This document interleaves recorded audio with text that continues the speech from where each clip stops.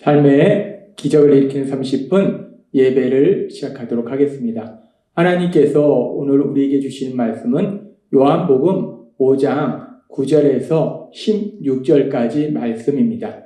이 말씀 제가 봉독하도록 하겠습니다. 그 사람이 곧 나아서 자리를 들고 걸어가니라. 이날은 안식일이니 유대인들이 병 나은 사람에게 이르되 안식일인데 너가 자리를 들고 가는 것이 옳지 아니하니라. 대답하되 나를 낫게 한 그가 자리를 들고 걸어가라 하더라 하니 그들이 묻되 너더러 자리를 들고 걸어가라 한 사람이 누구냐 하되 고침을 받은 사람은 그가 누구인지 알지 못하니 이는 거기 사람이 많음으로 예수께서 이미 피하셨습니다. 그 후에 예수께서 성전에서 그 사람을 만나 이르시되 보라 너가 나았으니 더 심한 것이 생기지 않게 다시는 죄를 범하지 말라 하시니 그 사람이 유대인들에게 가서 자기를 고친 이는 예수라 하니라. 그러므로 안식일에 이러한 일을 행하신다 하여 유대인들이 예수를 박해하게 된지라. 아멘. 오늘 이 시간 우리 사랑하신 하나님 우리에게 말씀하실 때 하나님의 말씀을 듣기 전에 잠시 기도하는 시간 갖도록 하겠습니다. 좋으신 하나님, 언제나 어리석고 미련한 저희들, 연약한 저희들, 우리가 하나님을 믿고 이 땅을 살아가지만 여전히 저희는 어리석고 미련하여 기쁨보다는 고통의 길로 갈 때가 많습니다. 하나님 아버지, 그런 저희를 불쌍히 여기셔서 오늘도 하나님 아버지께서 저에게 말씀하실 때 언제나 저희를 참된 기쁨과 평안을 인도하신 그 하나님, 그 하나님의 말씀에 순종함으로 인해서 하나님이 예비하시는 기쁨과 평안을 마음껏 누리며 이 땅 가운데 하나님의 크신 영광을 나타내는 저희가 될 수 있도록 은혜 베풀어 주옵소서. 예수님의 이름으로 감사하며 기도드리옵나이다. 아멘. 요한복음 5장에는 예수님께서 38년 동안 병으로 고통받던 사람을 치료하시는 놀라운 기적을 행하시는 그런 역사에 대해서 말씀합니다. 1년도 아니고 2년도 아니고 38년 동안이나 병으로 고통받던 사람이 우리 예수님이 친히 그를 찾아가셔서 그를 치료해 주신 놀라운 역사. 이 일을 통해서 38년 동안 고통받던 사람이 병에서 치료되어 해서 너무나 기쁘고 행복하고 그래서 이제 예수님의 말씀에 따라서 자신이 누워있던 그 자리를 들고 신나게 걸어가는데 이 모습을 본 유대인들이 이 사람을 비난합니다. 아니 너가 왜 안식일에 자리를 들고 걸어가냐? 즉 안식일에 일을 하느냐? 안식일에 대한 규칙을 어기느냐? 라고 비난 정죄예요. 그러면서 결국은 이 안식일에 이 사람을 치료한 예수님까지 이 유대인들이 박해하는 그런 일들에 대해서 성경은 기록하고 있습니다.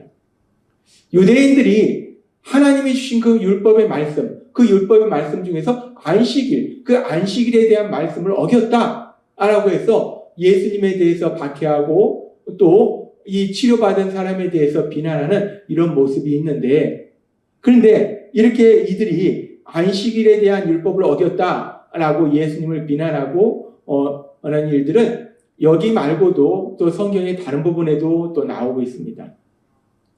마가복음 2장에 보면은 안식일에 예수님의 제자들이 길을 가다가 이삭을 잘라서 먹는 그런 장면이 있어요.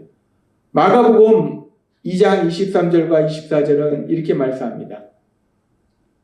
안식일에 예수께서 밀밭 사이로 지나가실새 그의 제자들이 길을 열며 이삭을 자르니 바리새인들이 예수께 말하되 보시오 저들이 어찌하여 안식일에 하지 못할 일을 하나이까. 안식일인데 예수님과 예수님의 제자들이 길을 가는 중에 예수님의 제자들이 이삭을 자르는 그런 행동을 해요.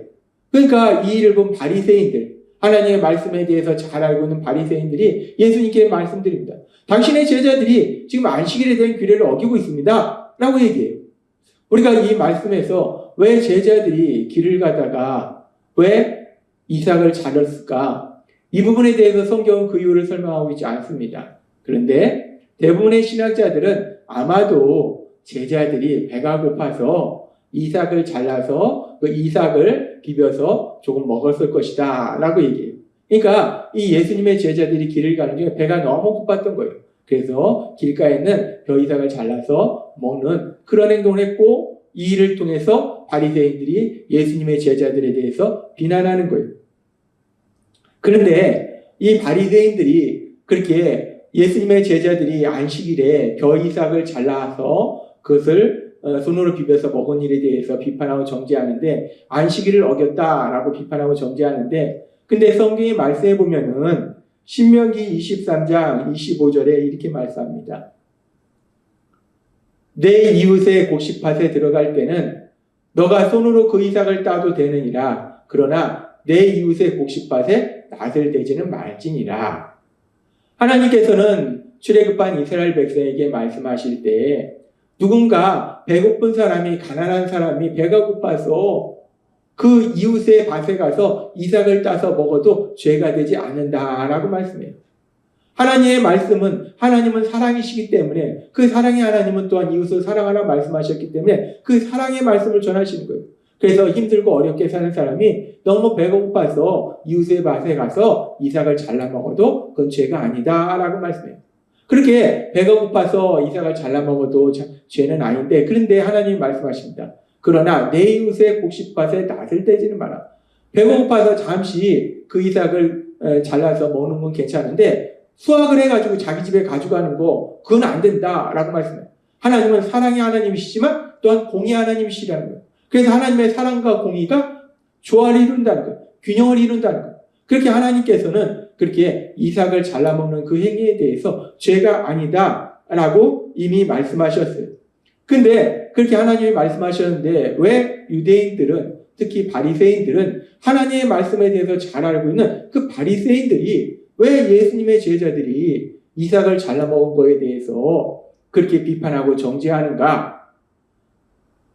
이 유대인들은 이제 바벨론 포로 생활 이후에 자신들이 하나님의 말씀을 지키지 않았기 때문에 자신들이 무서운 벌을 받았다라고 생각해서 이제 하나님의 말씀을 잘 지켜야겠다라고 생각해서 그들이 하나님의 말씀을 어떻게 하면 잘 지킬까? 구체적으로 지키는 613개의 규칙을 만들었어요. 그 613개의 규칙 중에 안식일에 대한 규칙이 39개가 있는데, 지금 이 예수님의 제자들이 한 행동이 이 안식일에 대한 규칙, 자신들이 만들어낸 규칙 39개 중에 2개를 어겼다는 거예요.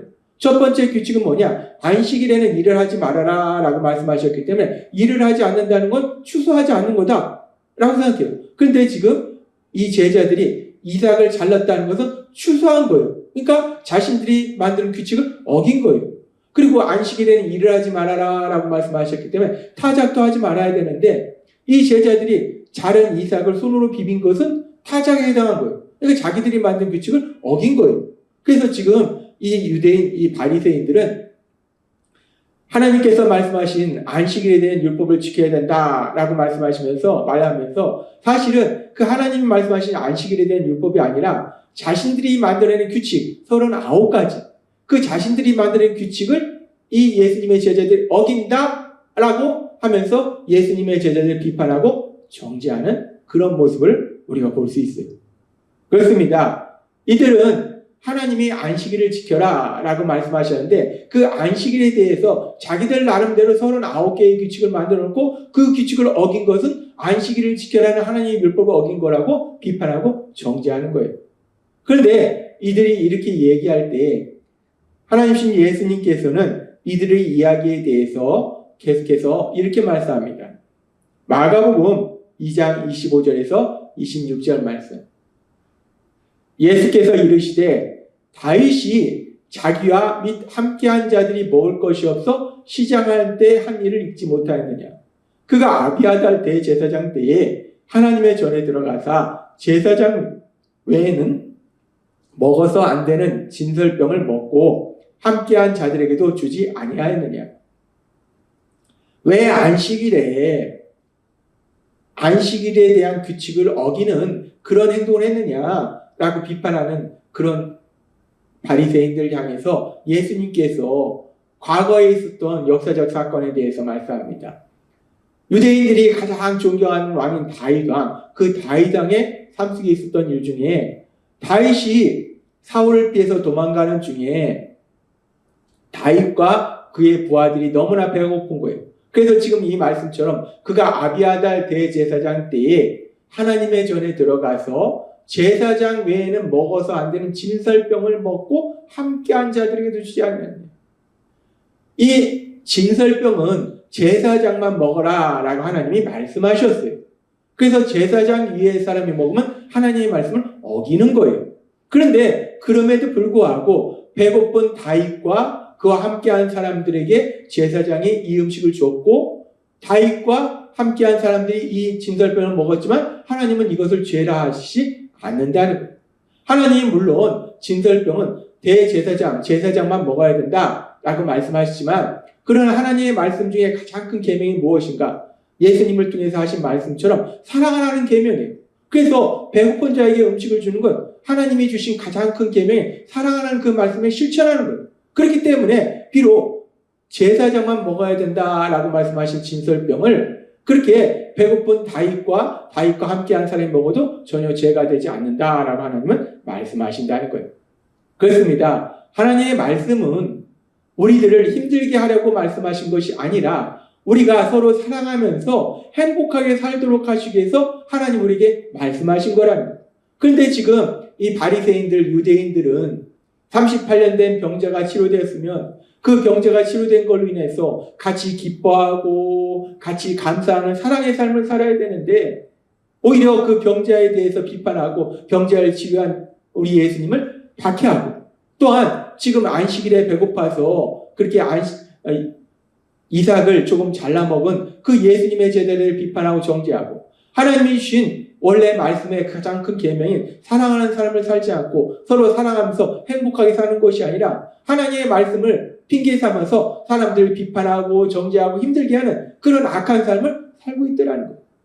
하나님이 우리에게 말씀을 주신 것은 우리가 서로 비판하고 정죄하고 그렇게 악한 삶을 살라고 말씀하신 것이 아니라 서로 불쌍히 여기면서 서로 사랑하면서 행복한 삶을 살도록 하시기 위해서 말씀을 주신 것인데, 바리새인들은 자신들이 만든 규칙을 가지고 사람들을 판단하고 비판하고 정죄하더라는 거예요. 예수님은 마가복음 2장 27절에서 28절에 이렇게 말씀합니다. 또 이르시되 안식일이 사람을 위하여 있는 것이요 사람이 안식일을 위하여 있는 것이 아니니 이러므로 인자는 안식일에도 주인이니라. 하나님이 안식일을 거룩히 지켜라 라는 말씀은 우리들이 하나님 안에서 기쁘고 평안한 삶을 살도록 하신 거지, 우리가 그 안식일을 지킴으로 해서 힘들게 살도록 하시기 위해서 안식일을 지켜라 라고 말씀하신 것이 아니라는 거예요.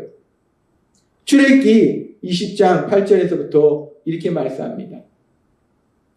안식일을 기억하여 거룩하게 지키라. 엿새 동안은 힘써 내 모든 일을 행할 것이나 일곱째 날은 내 하나님 여호와의 안식일인즉 너나 내 아들이나 내 딸이나 내 남종이나 내 여종이나 내 가축이나 내 문 안에 머무는 객이라도 아무 일도 하지 말라. 하나님은 말씀하시는 거예요. 엿새 동안은 세상에서 힘써 일하라는 거예요. 하나님의 영광을 위해서 힘써 일하지만, 그러나 우리가 7일 내내 일하면 우리는 못 삽니다. 그러니까 엿새 동안은 힘써 일하지만 안식일에는 하루는 하나님 안에서 평안히 쉼을 누려라 라고 말씀합니다. 하나님이 안식일을 거룩하게 지키라는 것은 우리를 힘들게 하려는 것이 아니라 우리가 하나님 안에서 참된 평안을 누리고 쉼을 누리고 다시금 세상에서 또 힘차게 살아갈 수 있도록 하시기 위해서 안식일을 거룩히 지켜라 라고 말씀하신 거라는 거예요. 하나님의 말씀은 우리를 힘들게 하고자 하시는 것이 아니라 우리가 하나님 안에서 참된 평안을 누리도록 하시기 위해서 주신 것이라는 거예요. 그래서 이 부분에 대해서 하나님은 우리에게 명확하게 말씀하실 때 신명기 10장 13절은 이렇게 말씀합니다. 내가 오늘날 너의 행복을 위하여 너에게 명하는 여호와의 명령과 규례를 지킬 것이 아니냐.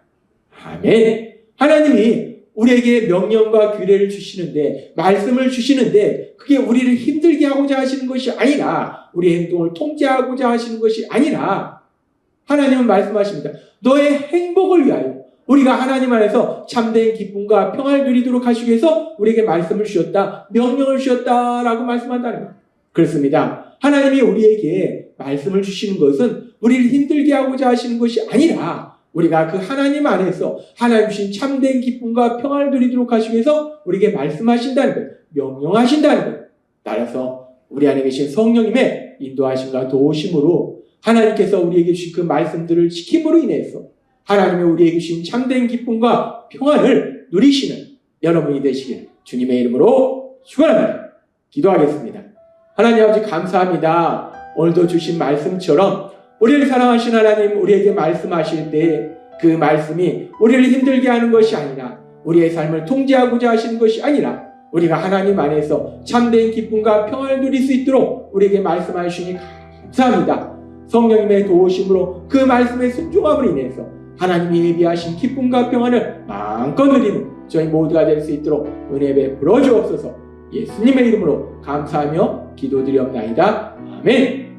이 시간도 하나님께서 우리에게 주신 말씀을 묵상하면서 조용히 기도하는 시간 갖도록 하겠습니다.